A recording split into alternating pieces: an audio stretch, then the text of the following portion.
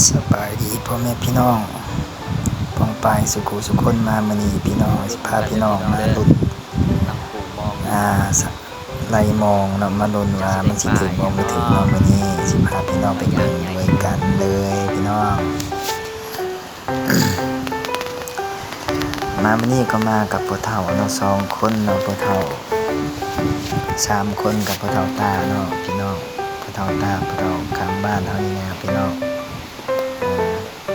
พากันไปไล่มองพี่น้องหาอยู่หากินนี่แหละเนาะพี่น้องนำคลองเด้อพี่น้องเด้อนำคลองบ้านเมืองคูเมืองไซบุทองแขวงสะวรรณเขตเด้อพี่น้องพากันมาไล่มองโอ้แหละตกมองตั้งแต่หัวคันเวิร์นคูนเนาะไกลเติบเนาะพี่น้องเป็นประมาณกิโลปลายพุ่นแหละไล่ลงมาเนาะพี่น้องไล่ลงมาจนหอดทางนั้นหามคันตัวพี่เนาะพี่น้องเนาะหามคันตัวลุงพี่แถวบ้านเวิร์นยางพี่ใดพี่น้องใดเกือบหอดบ้าน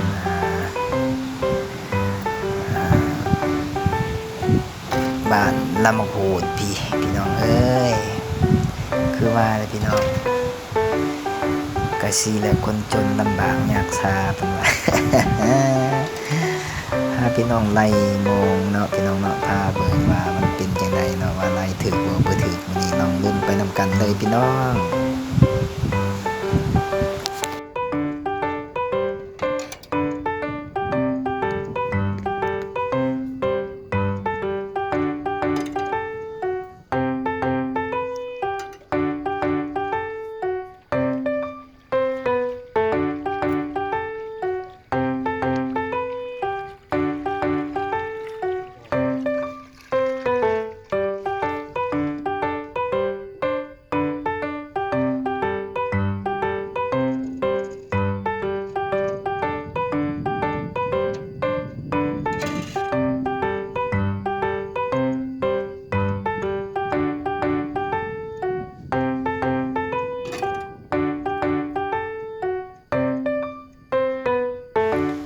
3 นาทีแล้วก็ยังบ่ได้มีปลาเลยเด้อพี่น้องเนาะยามไปเนาะพี่น้องเนาะยามใดก็มันถึกก็เบิ่งกันเลยเด้อถ้ามันถึกก็ให้มันถึกไปถ้ามันบ่ถึกก็เบิ่งคือว่าแล้วเอาช่วงใหม่พี่น้องเอาลองใหม่เด้อพี่น้องเด้อ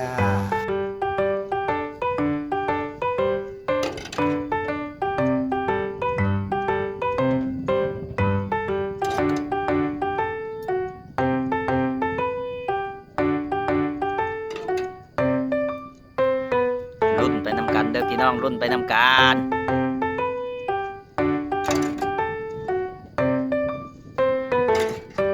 ว่าสิถือปลายอย่างเนาะ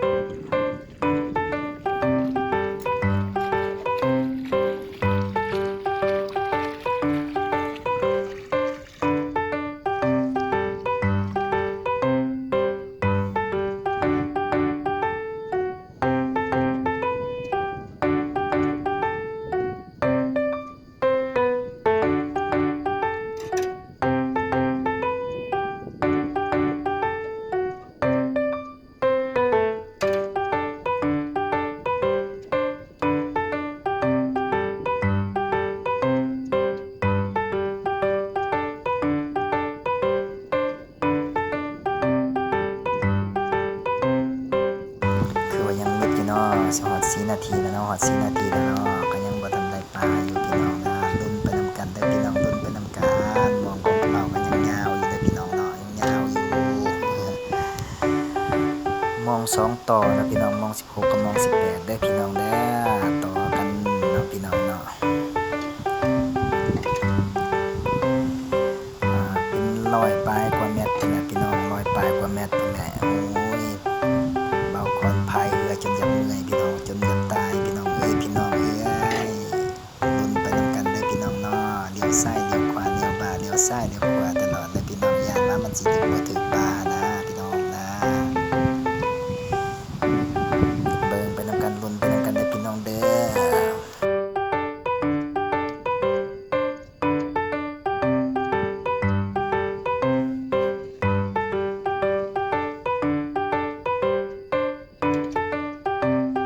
ร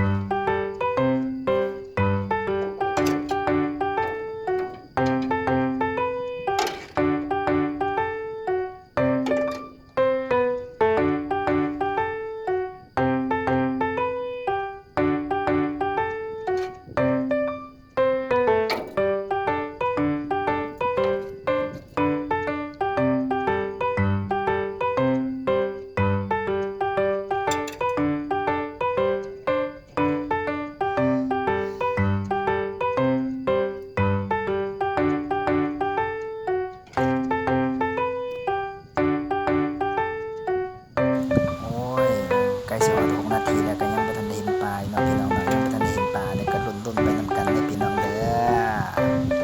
อสาวก็ไปสาวก็ไปเนาะพี่น้องเนาะสาวมองสุดสายเด้อพี่น้องสาวมองสุดสายเด้อโอ้ยบอกขอนี่ก็เว้าซ้ำดีเจเด้อพี่น้องเนาะ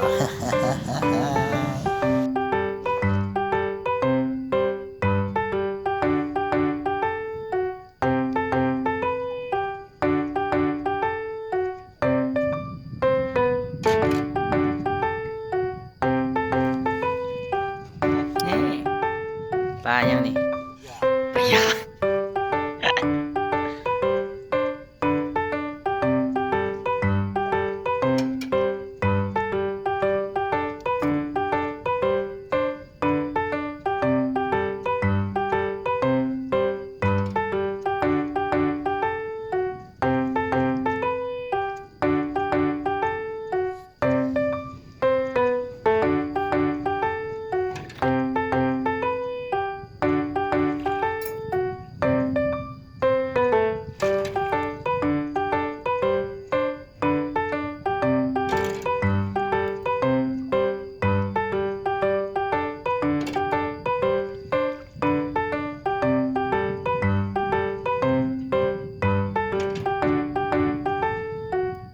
เอาเหยียบ7 นาทีเข้าไปแล้วเนาะเหยียบ7 นาทีเข้าไปแล้วนะยังบ่ทันได้ปลาอยู่เนาะพี่น้องเนาะยังบ่ทันได้ปลาอยู่เด้อพี่น้องเด้อลุ้นไปนำกันลุ้นไปนำกัน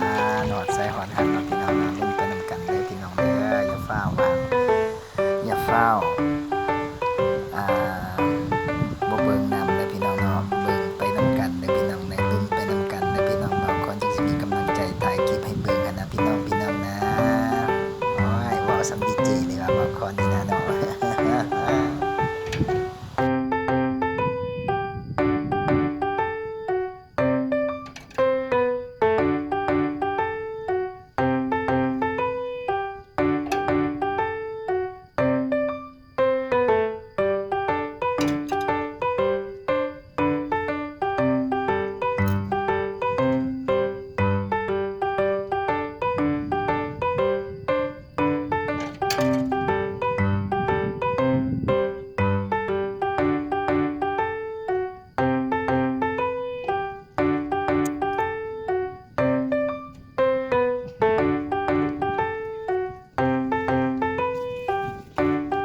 เอาว่าไปก็อย่าลืมกดไลค์กดแชร์กดไลค์กดแชร์ให้พี่น้องเด้ออย่าลืมนะ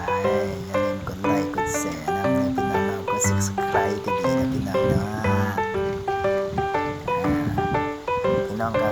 ลุ้นไปเนาะก็เอาเข้าฮอด8 นาทีแล้วเนาะสิเข้า9 นาทีแล้วยังบ่ทันได้ปลาเนาะพี่น้องเนาะเบิ่งไปนำกันแล้วรับชมไปด้วยกันนะพี่น้องเด้ออย่าฝ่าวเครียดทิ่มหลายเด้อพี่น้องเด้ออีกตึงนึงก็อย่าฝ่าวเนาะพี่น้องเนาะอย่าฝ่าวว่าบางทีก็ได้ปลาใหญ่ปลาย่างปลาเพิ่งปลาน้ำเนาะพี่น้องเนาะเบิ่งไปนำกันเด้อพี่น้องเด้อ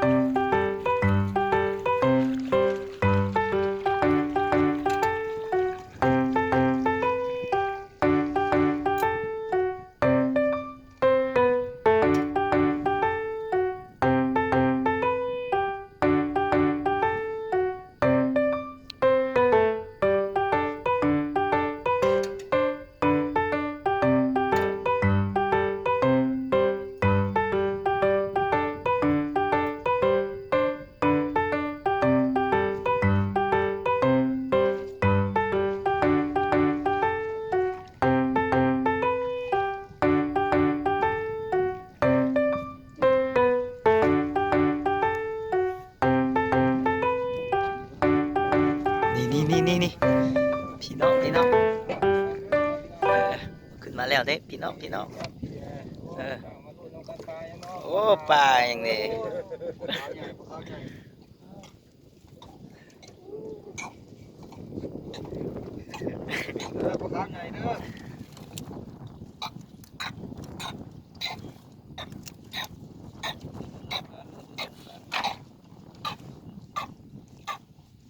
เสียงมันห้องก๊อกๆแล้วบัดนี้โทรศัพท์ตกในเวที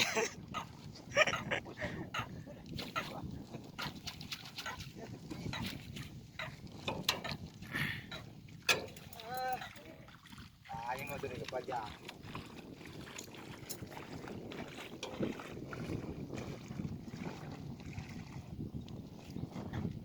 ได้ไปแล้วเด้อพี่น้องได้ตัวหนึ่งนะพี่น้องนะได้ตัวหนึ่งไปแล้วเด้อพี่น้องเอารุ่นไปตื่มอีกนำกันเนาะรุ่นไปตื่มอีกเนาะพี่น้องเนาะว่ามันสิได้หรือบ่ได้เนาะพี่น้องคันบ่ได้ก็คือบ่ได้เนาะพี่น้องเนาะเดี๋ยวนี้หาก็ได้ตัวหนึ่งเด้อพี่น้องเด้ออย่ามองก็สุดไปแล้วพี่น้องสุดไปแล้วจังใดก็ขอกดไลค์กดแชร์กดติดตามนะพี่น้องบ่าวคอนสีก็ได้ มาลุ้น ขอ ไปอีก ลา พี่น้อง ไปกราบไปก่อนเด้อพี่น้องเด้อ ที่สิมีหมูมัน